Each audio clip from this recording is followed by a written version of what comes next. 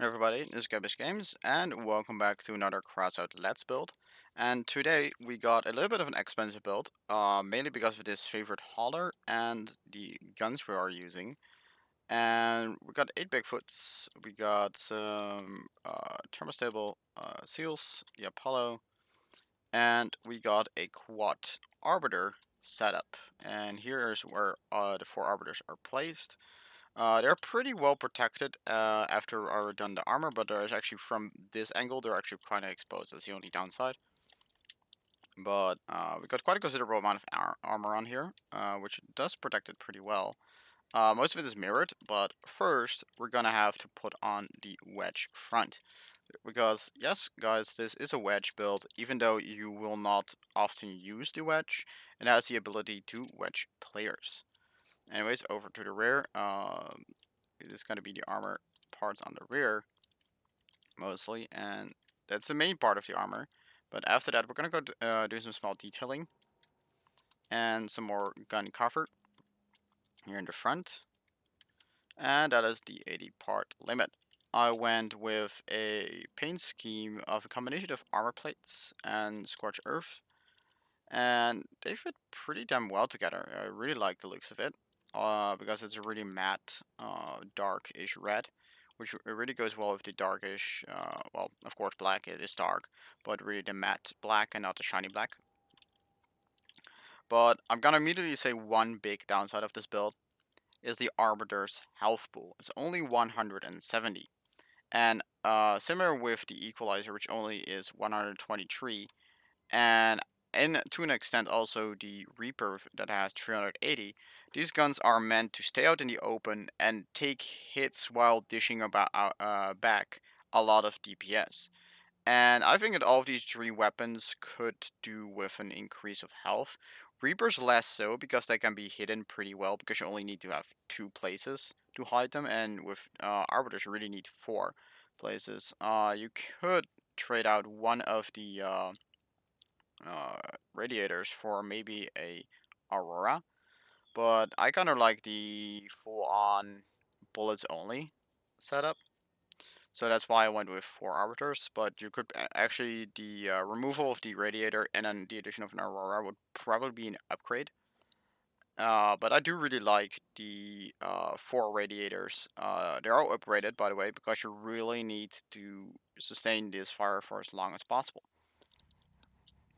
And that is mainly because how long it takes for these guns to reach maximum damage output.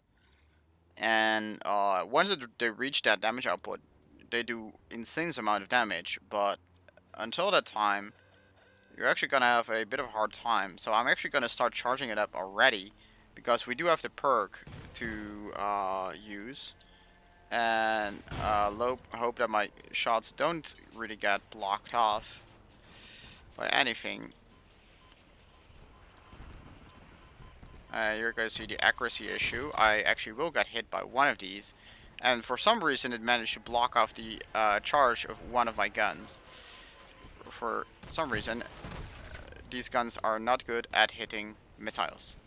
Even though you would expect these guns to be pretty much the most effective guns at doing so. And I will try to charge up my, yeah, this won't happen anymore, I think. Yep, oh, there we go. Starts up now, and we're gonna go after this shadow demon dude, while also keeping up the charge of our guns really nicely. Okay, we're gonna have to move as fast as possible here, and this is a problem because, well, harvesters are not really a thing we can do a lot against. And there we go. If we had him from the front, we could have handled him, but from the rear, not so much, because this build only has 1300 health, which makes it a glass cannon in and of itself, and the gun's low health make it even worse. Like, the guns really don't last long at all, which is really annoying, to be honest. I think these guns should at least have like 250 health, maybe even 300 health, to have a chance to actually last long, because degunning these weapons is really effective, and these guns' accuracy makes it so uh, they can't really effectively degun other builds, which is a pretty big bummer, but they do make a very cool sound while firing. They have an excellent damage output, and I will keep firing for here for now. Charge up already. I want to start charging up my guns. And there goes my charge up. And there go half my guns. And there goes a flamethrower wedge build. And I'm degunned. I'm done. Can't really do anything. You really have to stay behind allies with this build. That's the only real thing to do. Like, hide behind your allies. Hope they will take the hits for you, because you really can't take hits with this build. You might actually want to swap towards a hover build, because they have an easier time moving around while also shooting, and keep the thing charged, even though you have a 50% faster time to get the perk loaded up and done with the wheels. I will actually go to the right here and hope that we can do some damage from up here. Okay, eyes are pretty much the easiest targets, and due to counter depression issues, we just took out the charge from more guns, most of the guns, and we lost a gun due to a stray cannon shell from Sergei here. Again, showing how little health these guns actually have. And boop, there go all my guns in one shot of a Typhoon user. And I'm dead because I can't even catch up to these, because effectively, even though they got their speed nerfed, they're still faster than an average car build in terms of acceleration. Which means it's pretty much impossible for you to keep up with them, because they can change their orientation so quickly, and where you actually are will decelerate in every turn and etc. Gonna do one more match, and to really show how hard it is to get these guns to work. You might be able to do something with an under cabin spider build, where you put the guns underneath the entire carriage. Maybe? Not sure. I would have to actually try that out for myself. Or maybe hide them in between tracks or something, like Goliaths. But then you would have connection point issues.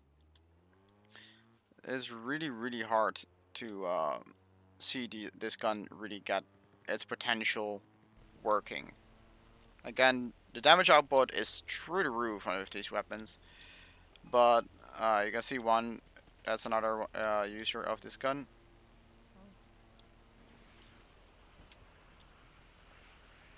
And we're just gonna keep on loading here.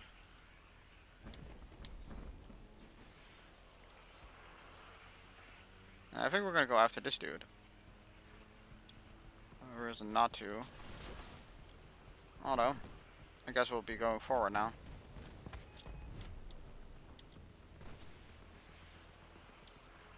Guns reset again. Not the greatest firing arcs here, sadly. And that's a harvester build that we have to evade. But of course he has a cap can, so we're stuck. He even could take out my guns before I could really do anything with his spark. Again, showing how weak these guns are. So, bottom line is, even though this build looks really good and theoretically has some pretty functionality, it is in no ways a hammerfall wedge, because the hammerfall has 221. As even though it might not sound much, but it's 50 extra durability, which is like almost a quarter more than the Arbiter. Combine that with the Arbiter having a lower barrel depression, and because of that, it will actually get its shots blocked off pretty easily in this orientation compared to Hammerfalls, which has the gun slightly higher, which makes them easier to fire at these angles than the Arbiter does. It really makes it for a difficult weapon to actually like make use of. Also, with the 4 setup, and if you want to have a Aurora 13 energy setup, it's really hard to get all the cooling modules you kind of require compared to the 10 energy of a Hammerfall Wedge. So I will be experimenting with a undercabin setup with these guns, but I'm not sure whether it will work out like the way I want it to. That said, I do hope that you guys enjoyed watching this video, and I'll catch you guys all in the next one. Bye guys!